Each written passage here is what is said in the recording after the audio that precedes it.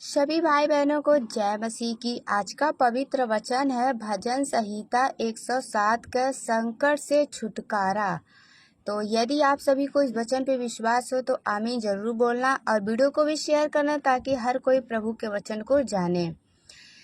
यहोवा का धन्यवाद करो क्योंकि वह भला है और उसकी करुणा सदा की है। यहोवा के छुड़ाए हुए ऐसा ही कहें जिन्हें उसने शत्रु के हाथ से दाम देकर छुड़ा लिया और उन्हें देश देश से पूरब पश्चिम उत्तर और दक्षिण से इकट्ठा किया है। वे जंगल में मरुभूमि के मार्ग पर भटकते फिरे और कोई बसा हुआ नगर ना पाया। भूख और प्यास के मारे वे विकल हो गए। तब उन्होंने संकट में यहोवा की दुहाई दी और उसने उनको संकेती से छुड़ाया और उनको ठीक मार्ग पर चलाया ताकि वे बसने के लिए किसी नगर को न जा पहुँचे। लोग यहोवा की करुणा के कारण और उन आश्चर्य कर्मों के कारण जो वह मनुष्य के लिए करता है उसका धन्यवाद करें, क्योंकि वह अभिलाषी जीवन को संतुष्ट करता है और भूखे को उत्तम पदार्थ से तृप्त करता है। जो अंधियारे और मृत्यु की छाया में बैठे और दुख में पड़े और बेड़ियों से जकड़े हुए थे, इसीलिए कि वे परमेश्वर के वचनों के विरुद्ध चले और परम प्रधान की संपत्ति को तुझ जाना। तब उसने उनको कष्ट के द्वारा दबाया। वे ठोकर खाकर गिर पड़े और उनको कोई सहायक ना मिला। तब उन्होंने संकट में यहोवा की दुहाई दी और उसने संकेती से उनका उद्धार किया। उसने उनको अंधियारे और मृत्यु की छाया में से निकाल लिया और उनके बंधनों को तोड़ डाला। लोग यहोवा की करुणा के कारण और उन आश्चर्य कर्मों के कारण जो वह मनुष्य के लिए करता है उसका धन्यवाद करें, क्योंकि उसने पीतल के फाटकों को तोड़ा और लोहे के बेड़ों को टुकड़े टुकड़े किया। मूढ़ अपनी कुचल और अधर्म के कामों के कारण अति दुखित होता है। उनका जी सब भांति के भोजन से विचलता है और वे मृत्यु के फाटक तक पहुँचते हैं। तब वे संकट में यहोवा की दुहाई देते हैं और वे संकेती से उनका उद्धार करता है। वह अपने वचन के द्वारा उनको चंगा करता और जिस गड्ढे में वे पड़े हैं उससे निकालता है। लोग यहोवा की करुणा के कारण और उन आश्चर्य कर्मों के कारण जो वह मनुष्य के लिए करता है उसका धन्यवाद करे और वे धन्यवाद बलि चढ़ाए और जय जयकार करते हुए उसके कामों का वर्णन करें। जो लोग जहाजों में समुद्र पर चलते हैं और महासागर पर होकर व्यापार करते हैं, वे यहोवा के कामों को और उन आश्चर्य कर्मों को जो वह गहरे समुद्र में करता है देखते हैं, क्योंकि वह आज्ञा देता है तब प्रचंड वायर उड़कर तरंगों को उड़ाती है। वे आकाश तक चढ़ जाते फिर गहराई में उतर आते हैं। हालेलुया। और कलेश के मारे उनके जी में जी नहीं रहता। वे चक्कर खाते और मतवाले की भांति लड़खड़ाते हैं और उनकी सारी बुद्धि मरी जाती है। तब वे संकट में यहोवा की दुहाई देते हैं और वे उनको संकेती से निकालता है और वह आंधी को शांत कर देता है और तरंगों बैठ जाती है।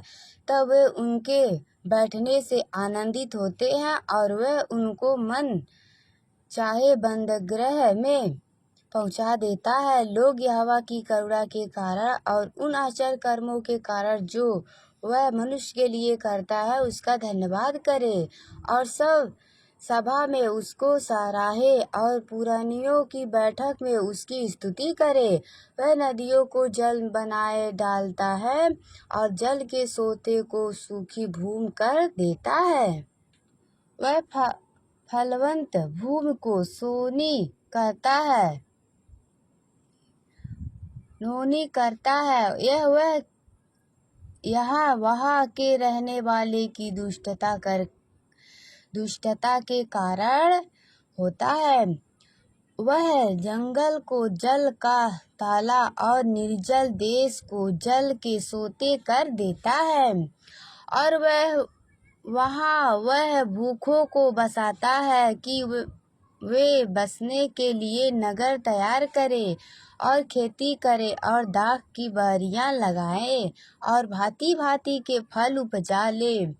वह उनको ऐसी आशीष देता है कि वे बहुत बढ़ जाते हैं और उनके पशु को भी वह बढ़ने नहीं देता।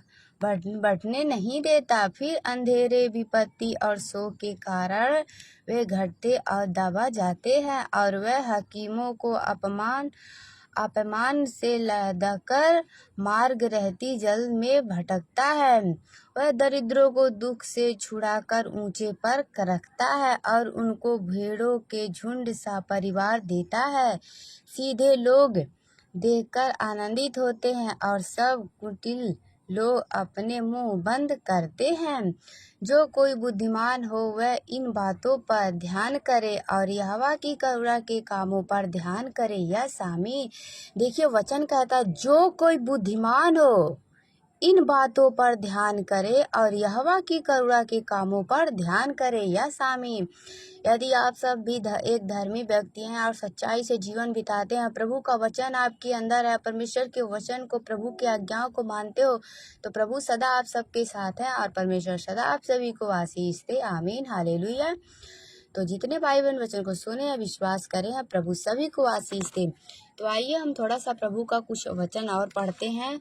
यदि आप सभी को विश्वास हो तो आमीन जरूर बोलना। देखिए एक ऐसे व्यक्ति भी होते हैं जैसे यहाँ वचन में लिखा गया, नीति वचन 26:22 में, कानाफूसी करने वाले के वचन स्वादिष्ट भोजन के समान भीतर उतर जाते हैं, जैसा कोई चांदी का पानी चढ़ाया हुआ मिट्टी का बर्तन हो, वैसे ही बुरे मन वाले के प्रेम भरे वचन होते हैं। आमीन, हालेलुया। तो इस वचन के द्वारा आप लोग एक समझदार व्यक्ति बनिए। परमेश्वर सदा आप लोग के साथ है।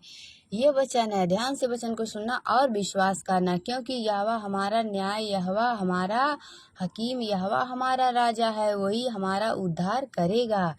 यस आमीन। यदि आप सभी विश्वास हो तो आमीन जरूर बोलना। यहाँ एक और वचन है, हे यहोवा हम लोगों पर अनुग्रह कर, हम तेरी ही बाढ़ जोते हैं, भोर को तू उनका भुजबल संकट के समय हमारा उद्धारकर्ता ठहरा है। यस आमीन, हालेलुया। तो प्रभु सभी को आशीष दे, अपने वचन के द्वारा बहुतायत से आशीष। देखिए वचन कहता है अपने मुंह को बुराई से रोक रखे। जो हमारे मुंह से निकलता है वही हमें अशुद्ध करता है, ना कि जो हमारे अंदर जाता है वह अशुद्ध करता है। जो हम अपने मुंह से ही अशुद्ध बातें बोलते हैं, जैसे किसी को गाली दे, किसी को श्राप दे, निंदा करे, इसी मुंह से कोई भी गंदी बातें बोले, क्रोध करे, ये सब हमें अशुद्ध करता है। बातें बेविचार करते। देखिए आइए हम इस वचन को बताते हैं। वचन कहता है कि सुनो और समझो, जो मुंह में जाता है वह मनुष्य को अशुद्ध नहीं करता, पर जो मुंह से निकलता है वही मनुष्य को अशुद्ध करता है। हालेलुया।